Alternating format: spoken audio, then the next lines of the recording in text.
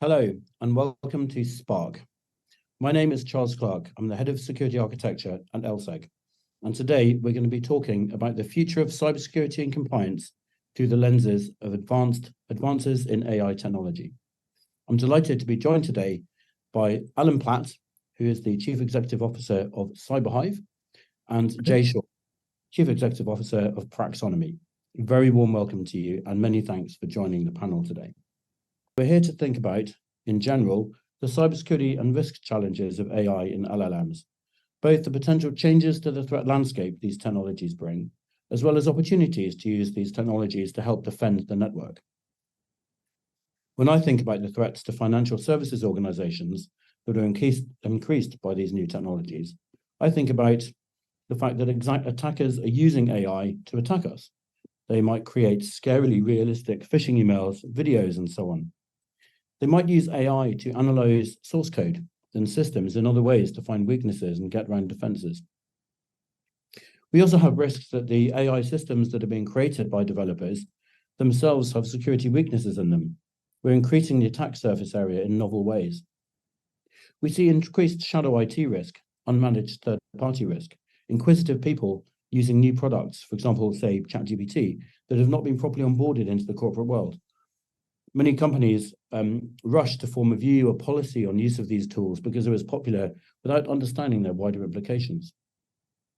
We're seeing an immature vendor landscape with early stage startups that might not have full sort of corporate quality, finance industry quality, and best practices. Developers at our companies are using AI to write code that potentially could be vulnerable, including legally vulnerable if we don't own the IP. And maybe people are putting stuff out there that hasn't properly gone through a code review or change control. Developing AI systems, training AI models comes with all the risks you'd associate with any other system development lifecycle, for example, production data and non-production environments.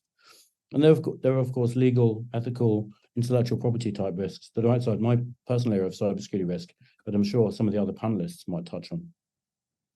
The business benefits of using these new technologies are clear. New market opportunities, powering our current applications with AI, introducing operational efficiency, such as developer productivity or process automation. But when I talk about the AI opportunities for cyber, I see a few areas emerging. Use of AI to enhance security operations, for example, analyzing the broad range and huge volume of data to make our security operations analysts more efficient. AI being baked into security products that are available on the market. Already we're seeing many cybersecurity vendors enhancing their products using AI techniques. And also the use of AI co-pilots and so on to make a security team's life more efficient, just like they can make any other team more efficient. And of course, those of us working in cyber, we have to be able to meet with a business and discuss the security posture of AI products that the business are bringing to the market. So that's enough from me. Let's turn to the panel for quick introductions and their perspective before we launch into some more detailed questions and topics. Alan. Thank you very much, Charles. So I'll introduce myself. I'm Alan Platt. I'm CEO of CyberHive. My background, well, first of all, CyberHive is a cybersecurity technology company co-founded by myself and my business partner, David Blundell. I've actually got a background in engineering, IT and software, and I've worked in a range of different industry sectors, everything from manufacturing and pharma through to financial services and even broadcasting. CyberHive itself has been around for about 6 years now, but David's technical experience in cloud computing and security goes back decades. So he's very much the technical brains behind what we do. And essentially what CyberHive is doing, we recognize that traditional approaches to security have their limitations, and actually not all of them are addressed well by AI and blockchain and some of the other things that we hear people talking about. So we're aiming to do things a little bit differently. Essentially, instead of taking the standard track, basically it's a bit like playing a game of whack-a-mole with new ways of attacking network and IT infrastructure coming up regularly, and it's very much an arms race with the attackers. So instead of trying to stop bad things from happening, CyberHive is taking a different approach. We're only allowing good things to happen. We build in digital security by design from the ground up, and we only allow good things to happen instead of trying to stop the bad things. And that's kind of built up with them. We've got zero trust networking technology that implements quantum safe cryptography. And the key thing from our technologies is it's not only much more secure than conventional communications technology, but actually by using a zero trust and a mesh type approach, it's actually a heck of a lot easier to administer, far easier to deploy, and far faster than conventional VPNs or zero trust competitors.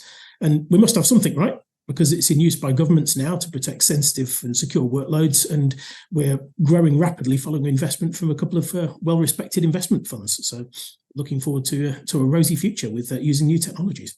All right. Thank you, Charles. And Alan, I'm the CEO of Praxonomy. We're a software as a service company that builds and sells boardlogic, which is a portal solution for boards of directors and senior leadership teams. And it helps the clients better organize their meetings, their documents, their votes, their digital signatures, their minutes, and tasks around board work and senior leadership work.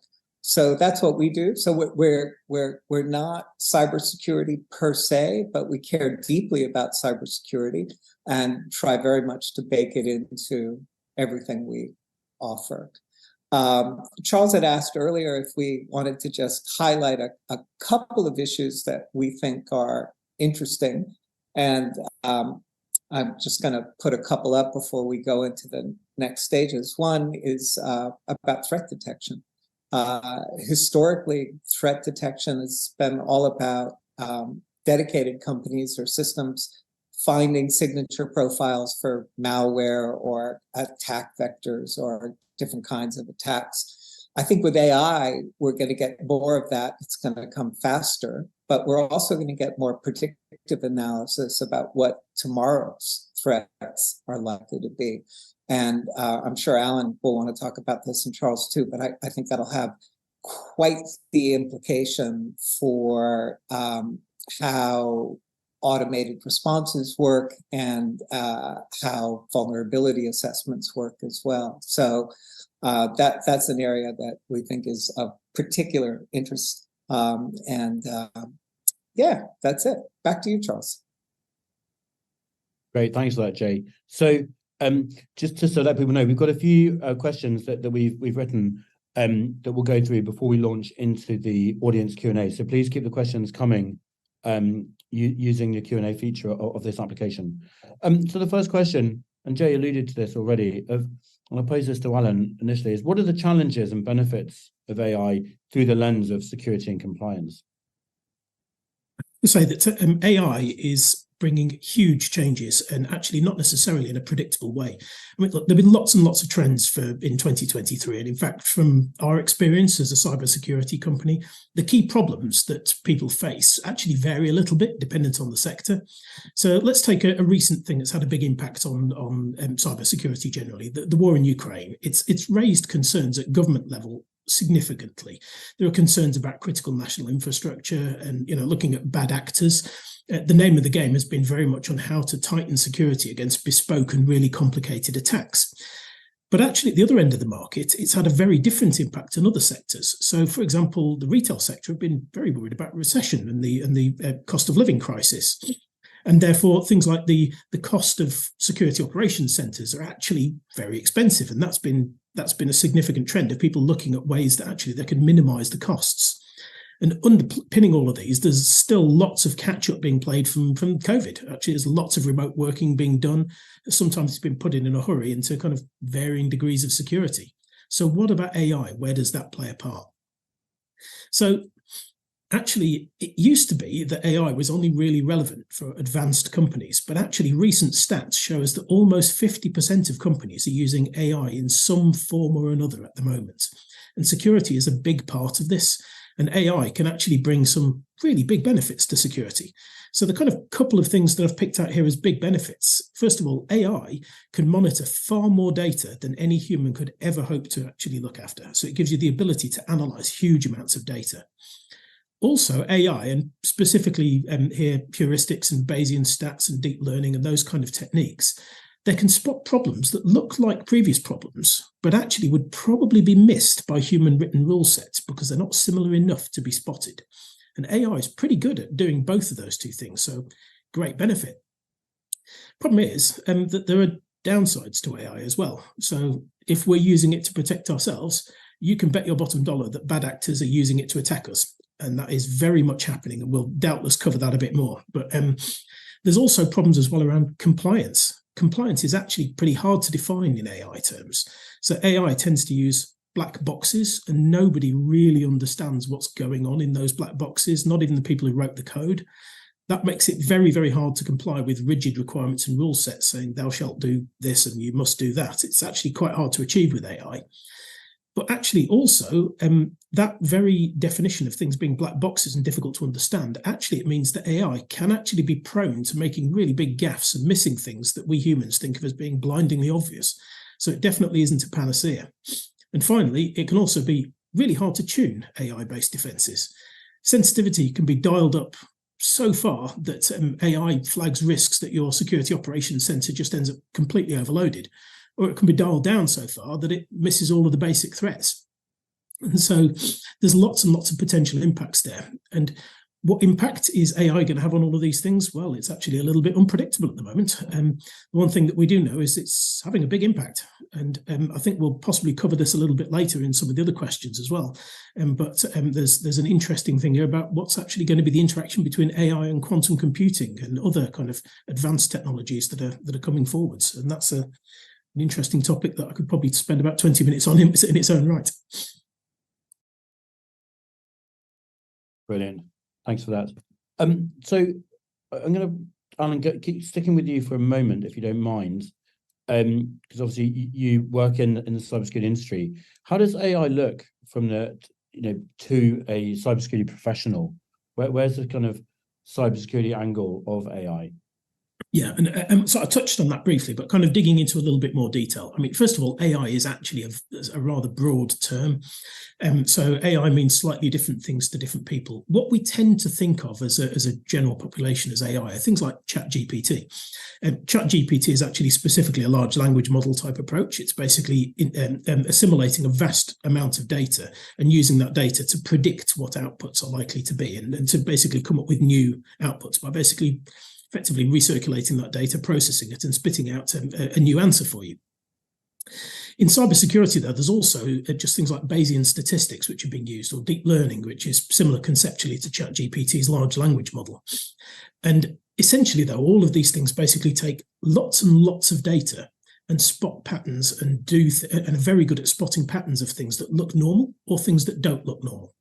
So from a cybersecurity professional's view, that can be really good and it can be really bad. So the first thing is you can look at an awful lot of data. So one very common use of AI at the moment is you can use it to pretty much monitor all of the traffic that's running through your entire network. You just look at the whole lot and basically look for interesting patterns of data.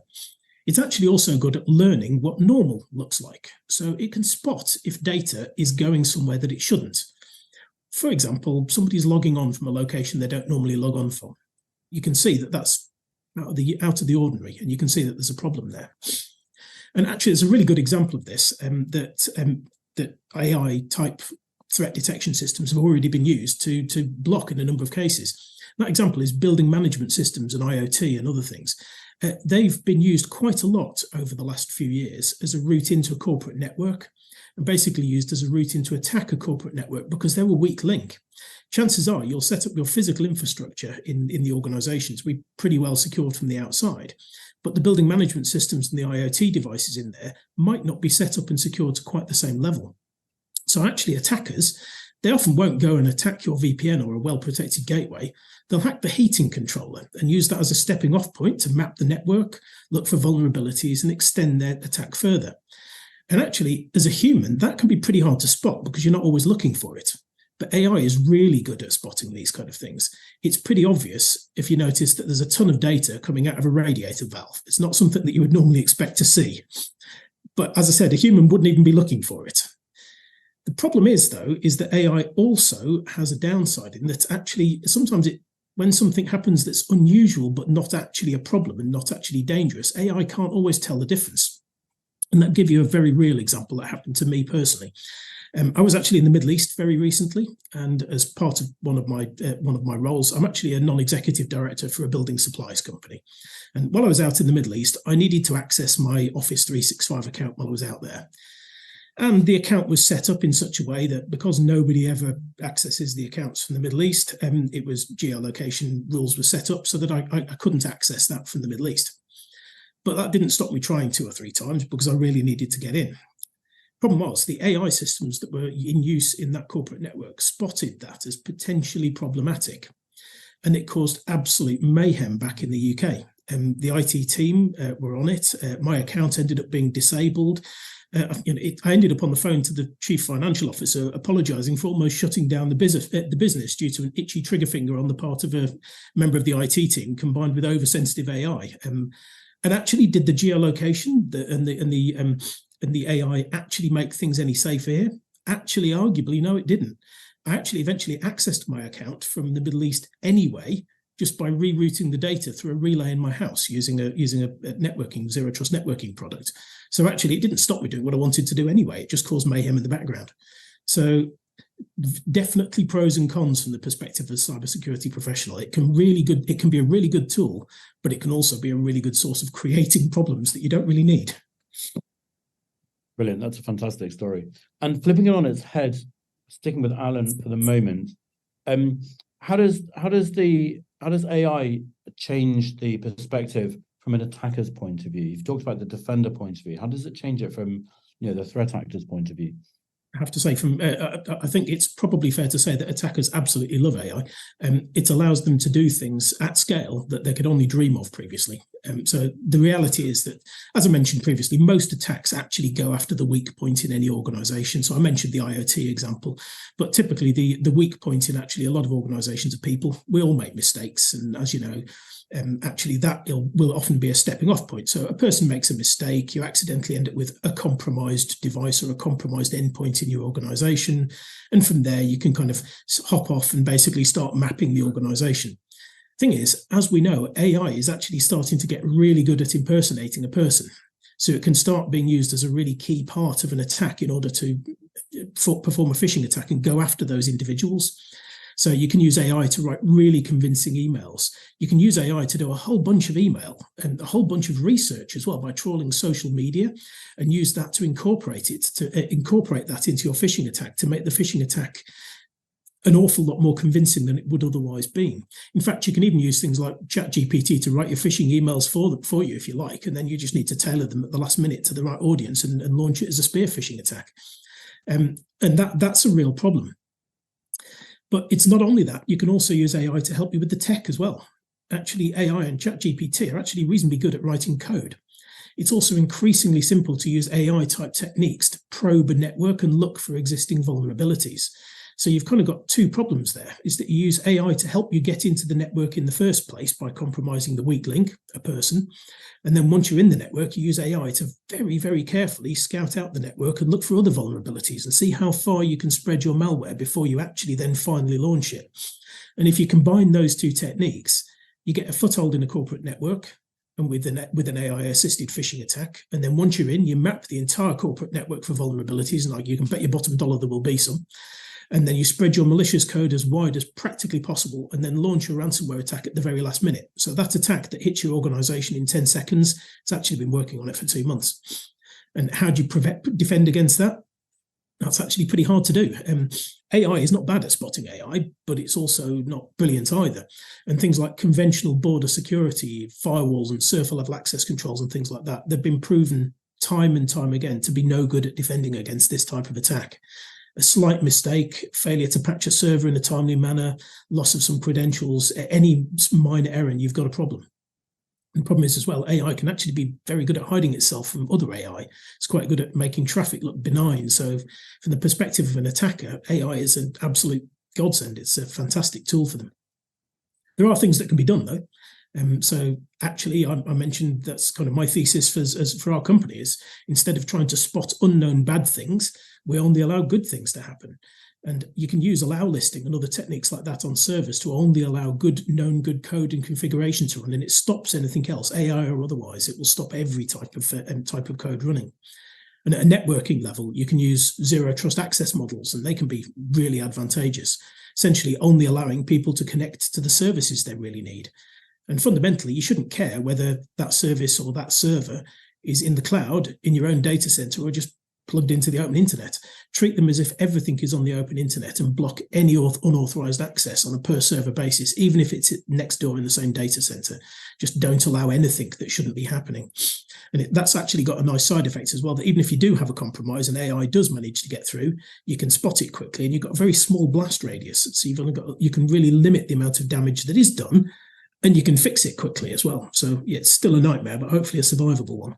So I think in summary of all of that, AI is arguably as useful for attackers as it is for defenders, possibly more so.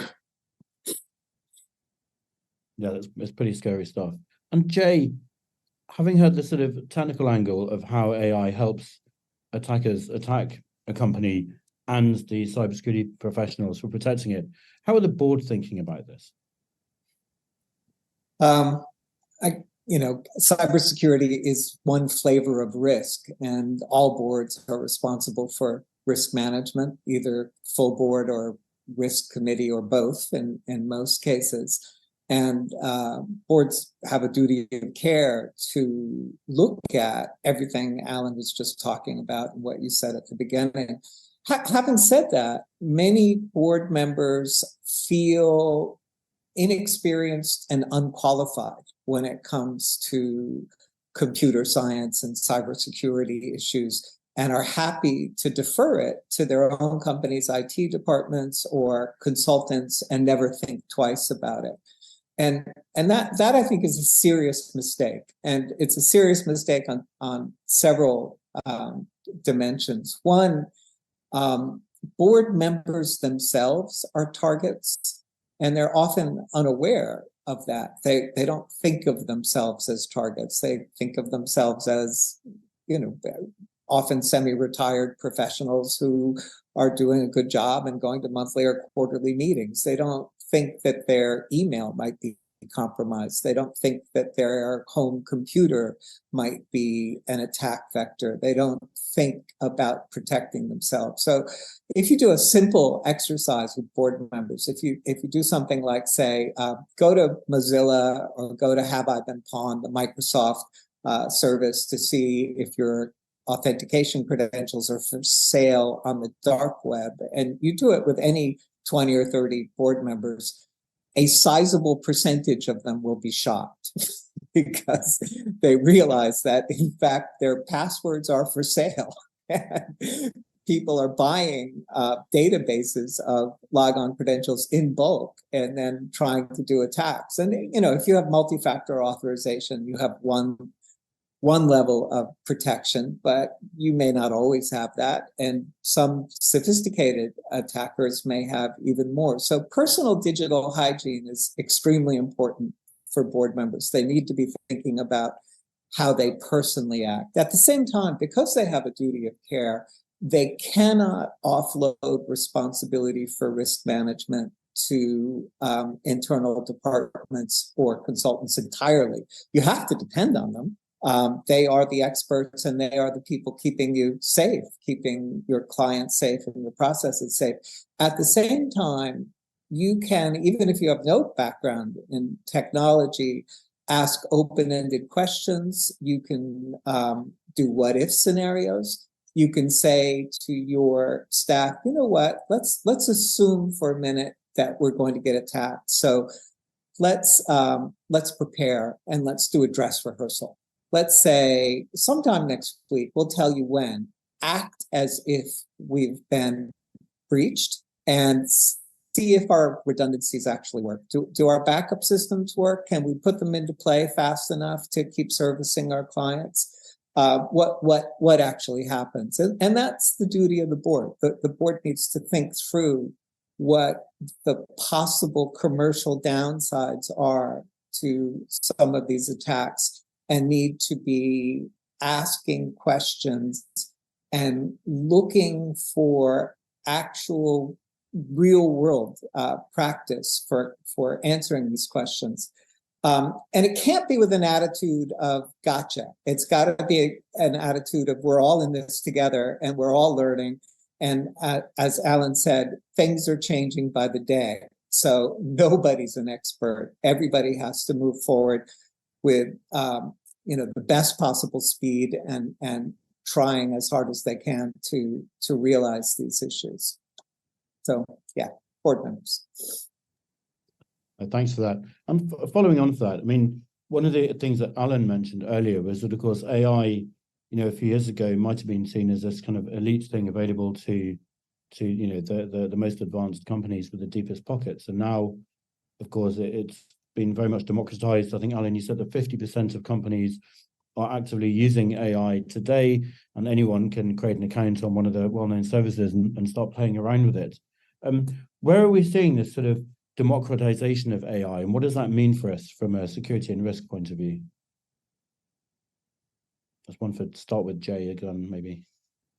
Well, to take further something Alan said is what it means is that for attackers, everything is cheaper, better, faster. So they want to write a phishing email, and I'm gonna make an assumption here that not everybody listening knows that phishing is with a PH, and it actually has a specific meaning in cybersecurity. It means to falsify an email request, usually to a corporate body or person. And spear phishing means to do it in the voice of a senior officer of that group. So AI can make that remarkably easy. So you won't get any more of these, I am close to the president of a small country you've never heard of, and we have lots of money in certain accounts, and we need the old kind of phishing and sometimes spear phishing emails. Now they're incredibly compelling. Google actually has, you can find it online. They have a test for anyone to take for you to identify real emails versus phishing emails. And I have to admit, I failed on a couple of them. I thought they were great and really well put together. So for $20 a month, you can get your own OpenAI, newest help with this kind of thing, and it's only going to get more ubiquitous.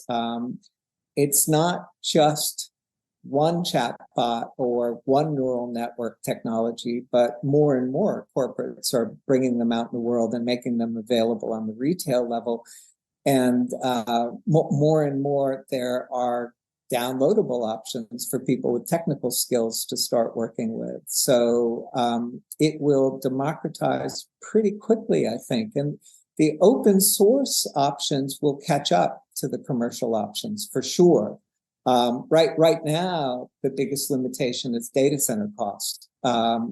Open source training is somewhat difficult because companies like OpenAI and Anthropic have put millions, arguably billions of pounds or dollars worth of resources into dealing with very large data sets. But that's getting cheaper and it's getting more prevalent. You can actually buy data sets that are pre-trained. So open source is going to be a big part of the democratization of this. And once things are open source, there's no control over what happens with them.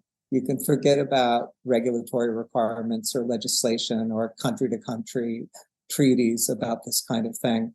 There will be sole actors and private groups doing pretty much whatever they want with it.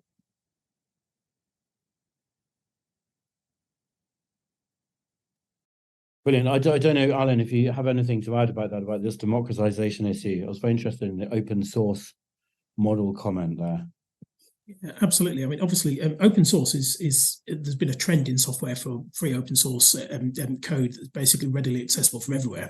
And actually, that's interesting, is one of the things that AI itself has actually been trained on in order to write more code. So AI is readily available, that takes everybody else's code, probably downloads a whole lot from GitHub, I'm guessing, although I don't know the details, and basically takes that code, understands what good code looks like, what bad code looks like, and is actually able to spit out more code based on what you want it to do. Based on previous people's code, and that's really interesting. It's a bit of an interesting problem ethically, though. So you do have some interesting ethical questions that start to crop up from this. So it can be really, really useful using AI for those kind of things. We've got many people and many organisations have used AI to write and automate some of the simpler coding tasks. For example, you use AI to generate some simple code and leave your expensive engineers to do the hard bits and check that code.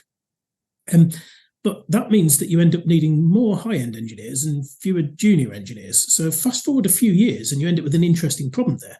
Where are the next generation of high-end engineers going to come from if all of the junior code development is being done by AI? So the people who coded the AI in the first place may actually be creating a problem for the future generation of coders. It's difficult to predict where this is going to go, though. And so I have to say it's a fascinating world, and the democratization is hugely powerful, but we don't know where it's going to end up. And that's I'm speculating here, obviously, but it's a very interesting concept. And taking that further, and that comment there, and also you said earlier about changing the mindset from looking for bad things to sort of working on known good things, and then things that aren't known good, making them bad. I mean, is AI, Alan, changing the way that we should think about security and cybersecurity risk in general? Yeah, I certainly think it should be, because AI, the existing AI security methods are actually based on relatively conventional techniques. They're looking at, most AI security is looking at spotting known bad. They map patterns of known good, but they're basically spotting known bad and trying to stop it as and when they spot it. But actually, should we change the way we're thinking about that? And my view is actually, yeah, we should, and perhaps could. But this may be around asking difficult questions of your IT teams as to, in terms of what security measures they're putting in place, how they're mitigating against the real risks that are in the business, and not just getting, sometimes it's easy to get carried away with the fact that there's some very interesting and very compelling solutions out there that basically do the same thing that all of the other solutions do. They just do it a little bit better. So, there's the old adage that basically nobody's ever been fired for buying from the biggest player in the market. And well, actually, perhaps that needs to change, because arguably in the cybersecurity world, a lot of the big players have sort of got a vested interest in maintaining the status quo, basically creating solutions that are designed to detect and stop bad things. And actually, we all know that anybody who basically tries to maintain the status quo ultimately has a bit of a problem. And you may have come across this example before, but from a different industry, as the example of Kodak, a company that everybody knew really, really well for many years. But did you know that Kodak actually invented the digital camera? They hid it in their R&D closet, since at that time they were making all of their money from selling 35mm film. And ultimately, that was a very big mistake for them, because somebody else came up with the concept of a digital camera, somebody else launched it, somebody else disrupted the market, and that ultimately led to Kodak's demise, since that digital camera got launched, and they just became a brand name now since they actually went bust.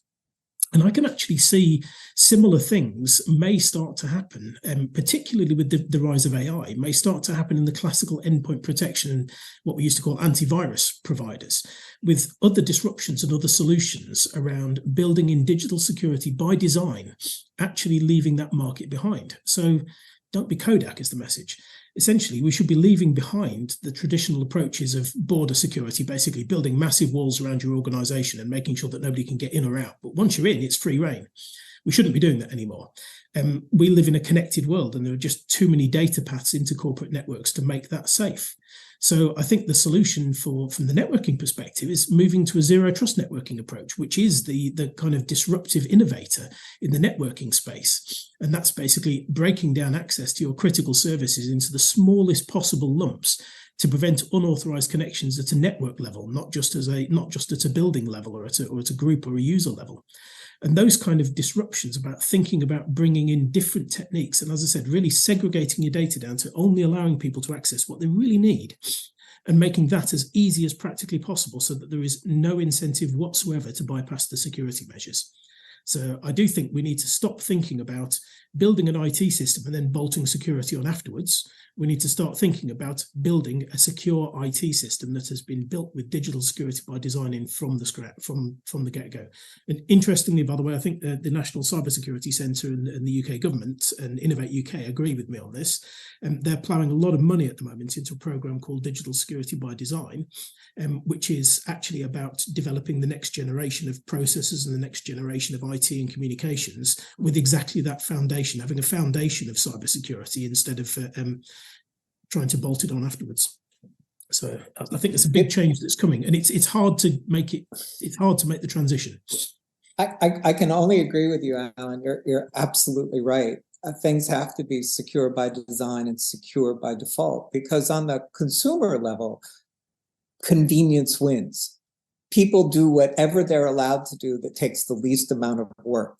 So if you give them a choice, 2FA, no 2FA, whatever it is, they will always go for the thing that takes a little less time and is one step less out of their day's routine. So it is incumbent on all of us who are involved in security in one way or another, whether it be Charles's teams at a gigantic organization like the LSE or a startup making software, or whoever it is, to really think about those design elements and making it simple for people to use. Because if it isn't simple to use, people will find a way to bypass it. And that's a real danger in that kind of architecture construction. And where AI comes in, I think, is that because AI is able to consume so much data so quickly, it'll figure out very quickly where all the shortcuts are. And I could actually see on the dark web places to go to figure out how to get by your Oracle constraints on this or that, or your SAP constraints on something else. And those days are coming, I think. Absolutely. And if I could just add a little bit, or just build on one of those comments you made there as well, is that basically people want to have the simplest possible experience when they're using their IT systems. And actually, this is something that there's been a bit of a contentious issue in the world of cybersecurity for many years, because it's often seen that if something's going to be secure, it's got to be complicated, doesn't it? Actually, arguably, exactly the opposite is true. If something is complex, it's going to be hard to set up. It's going to lead to human error. It's going to lead to people bypassing it. It's going to lead to people getting around the security measures. And actually, that basically means that fundamentally, if it's complicated, it's not secure. So actually, that's one of the key things that we as CyberHive, we've set about doing, is making sure that our zero trust networking products, they have three principles at the heart. They've got to be really, really simple to administer. They've got to have absolutely great user experience, and they've got to have world-leading security. You can't have any one of those without having all three. You've got to have all three pillars. It's just got to work, and it's got to be secure as well. And actually, by building this product right, we're confident that basically we've built a platform that you can just build things on top of, instead of having to, as I said, bolt security on afterwards. Yeah, I really like the way this conversation is going, because my role as security architect, we're all about, secure by design and building security in. So thanks for that. One topic we touched on earlier was around phishing and phishing emails, and how I think both of you were saying that AI and LLMs are creating scarily realistic phishing attacks. And a question I've got is, do we then see you'd need a very advanced AI solution baked into your security products to help protect you from this? And are we going to basically see AI attacking and AI defending? Maybe Jay, you could take that one. Yes, yes, and yes are the answers to what you just put out there. It is going to get better quality, more of it coming at people faster. And not just in the text, not just in the word copy, but also in the headings. They will begin to look more realistic. And the asks, the demands will actually align better with how corporates actually do their business. So it's going to happen on every level. I think one thing that's really important, and Alan mentioned this earlier, is there are a lot of false positives and false negatives whenever you do any kind of analysis, be it network analysis, behavioral analysis, whatever it is. And they can be awful. And one way to deal with that is, and Alan had this experience as a non-executive board member. I've had it many times living in different parts of the globe and trying to do simple things like pay my wife's electricity bill in a Berkeley, California, and the utility company won't allow somebody from Hong Kong or another country onto the system to pay the bill because, wow, it's a risk. So I think what is important with phishing, spear phishing, is to think through what might be real and what might not be real, and not just have the system automate binning it, but have the system maybe put up a quick message that flashes and says, this may not be a valid email. Can you check this? So if you put it back on the people, so it's computer assisted rather than computer driven, that is actually a valuable change and design kind of architecture for dealing with phishing. But it's going to get a lot more sophisticated. It won't just be emails. You'll have, not holograms tomorrow, but deepfake videos, deepfake voice copies that are absolutely convincing. It'll sound like you or me, and it'll sound like something we might actually say, but with a twist that is in the interest of the attacker. And to the extent that AI-assisted cybersecurity systems can look at those deepfakes and say, maybe you should check this, that would be an awfully good thing to do. If I just add one extra point on that as well, because I completely agree with everything here. It is an arms race, basically. AI is getting clever on both sides. But actually, I think as cybersecurity professionals, one thing that we should be doing is also thinking about what we can do to step out of that arms race and make sure that when a phishing attack gets through, because it will, what can we do to make sure that the phishing attack actually doesn't cause any damage? So fundamentally, if somebody gets my credentials and gets the credentials to the laptop that I'm currently talking to you on, they still can't access my emails because we've built the system to be secure and prevent that from happening. They would literally need to be able to gather more different types of credentials than they could in any one place. So there are ways around some of these things, and multi-factor authentication is obviously a very strong part of that, but it's not the only solution out there. So yeah, it's, the arms race is one that can't be won by either side. Actually, you just need to keep up and find a different way, different paradigm. Brilliant, thank you. Now, we're rapidly running out of time here, and I want to leave some time at the end for audience Q&A. We've got a few questions that have come in. So before we go into the audience Q&A, I wonder, Jay and Alan, if you have a top tip or a top key takeaway you'd like to leave there. Yeah. So, when my wife and I had our first child, somebody said to me, having children is sort of like swimming out into the middle of a river. Before you know it, you're in the current and you're moving rapidly downstream, whether you want to or not. And I think that's going to be the story of AI and AI-assisted cybersecurity as well. It's going to be a moving target constantly. So you need to do things, and you shouldn't be afraid to try different things. And it could be anything. You might have a little chat bot that helps you make decisions about safety issues. You might go for IT department solutions that make perfect sense, like the zero trust networks that we've been talking about. But don't assume that whatever you do on Tuesday is still going to work or work the same way on Friday. Just be open to change, because it's going to be an onslaught. What's happening, what's beginning to happen, we're early days. It's going to be so fast and so furious that no one is going to be able to tell you what the right solution for next year is going to look like. So be open, be aware of these cybersecurity risk issues, and be open to looking at what's new and what may need to be a response on your part or your company's part. Absolutely. And for me, I'd say, so again, I completely agree with everything Jay said, but basically we don't really know where AI is going. So I think it's back to this thing, try to think differently. And probably the one piece of advice I would give any company out there is, if you're not using a zero trust networking approach, ask yourself why not? Because that's one of the things that can be done to massively reduce risk in a world where the uncertainty that AI is bringing is just going up and up and up the whole time. And so stop trying to compete head on with AI and try to do things a little bit differently. And if you pick the right solution, it can not only reduce risk, it can actually be really simple to put in. So zero trust networking, and use it to protect your critical assets and the critical bits of your infrastructure. And if you're not doing it, do it tomorrow. Doesn't need to be a big bang either. You can do it bit by bit. Brilliant. Thank you, Alan. So the first question we've got here on the Q&A system, it's an interesting one.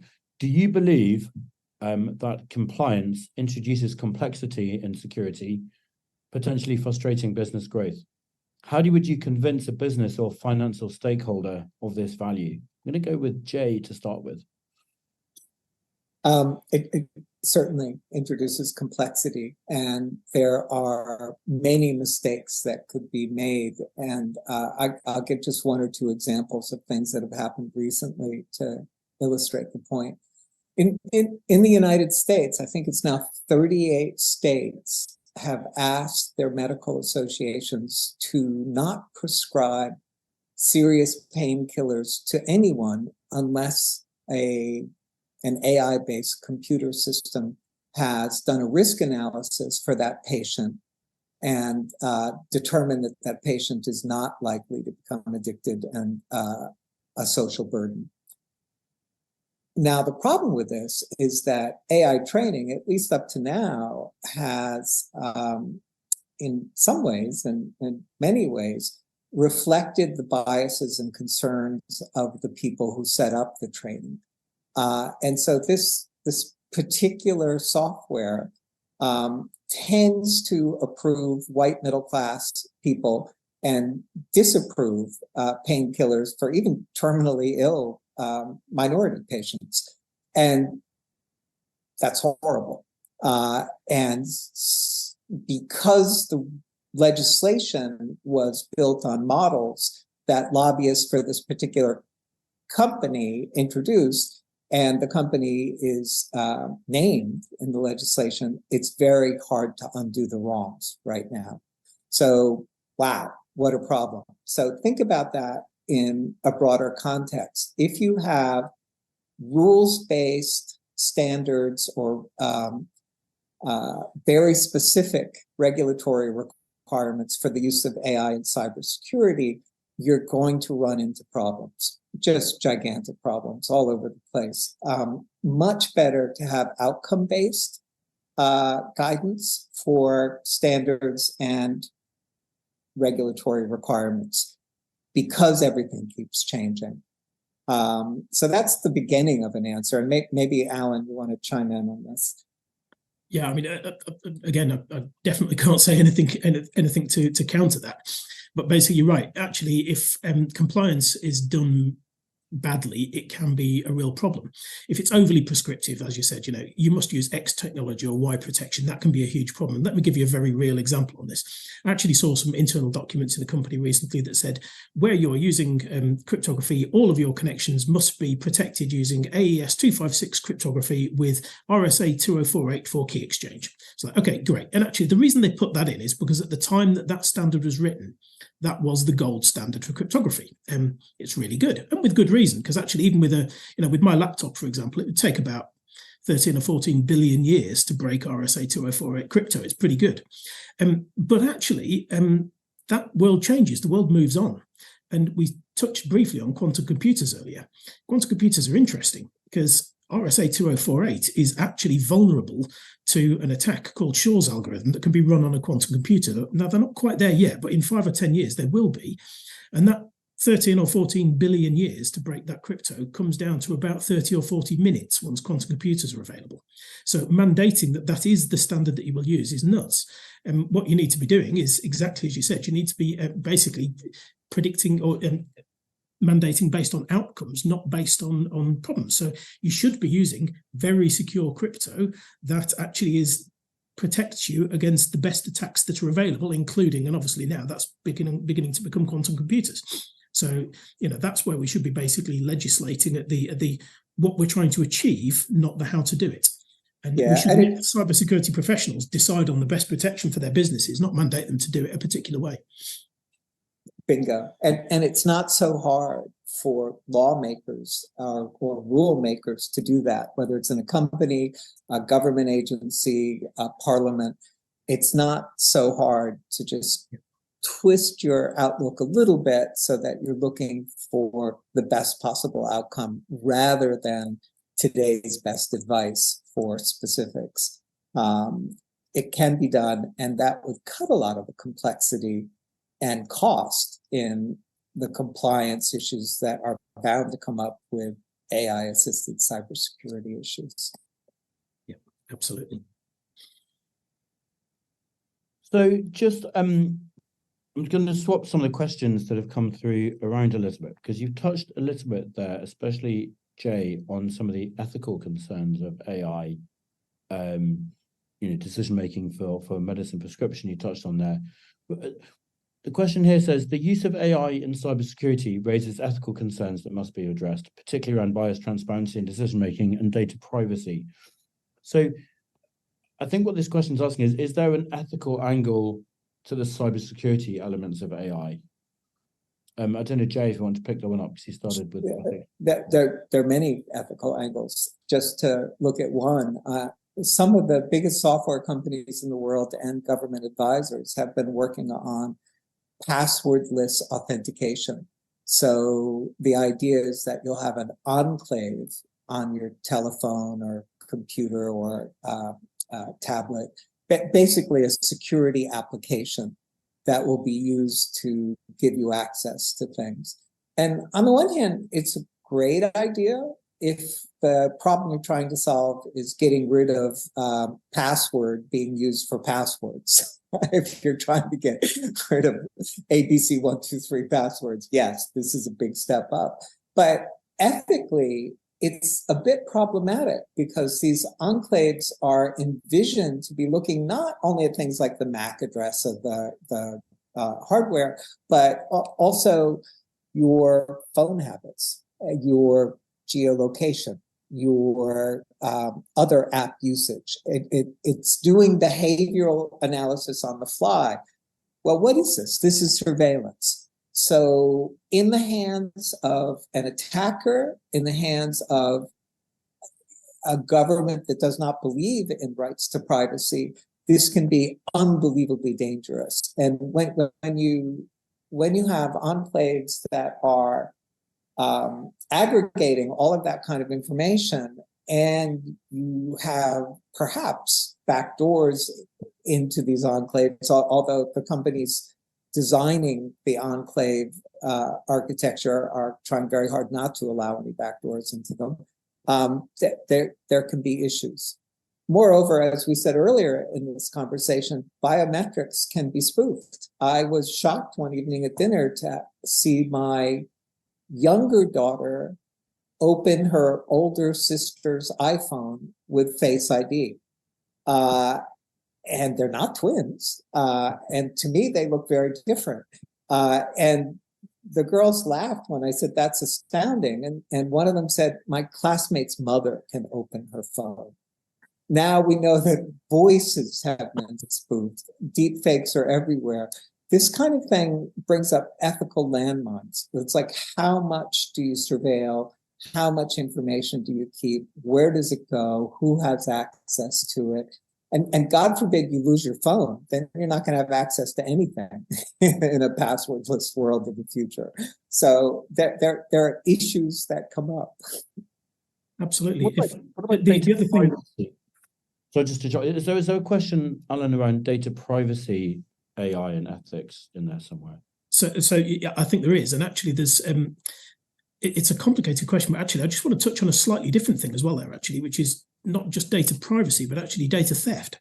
So we've talked about the fact that actually AI is fundamentally trained on very, very large data sets. That's how it works. And basically, you stuff a load of data into an AI model, and basically it comes up with patterns and understands what's going on. So where do you draw the line between AI-generated content and outright theft, actually? Let me give you an example in a completely different industry, because I think it illustrates the point a bit better. But in publishing, there are novels that are being churned out today by AI using the large language models, basically ChatGPT. But that's only possible because the work of hundreds of thousands of authors has been ingested by the large language models in the first place.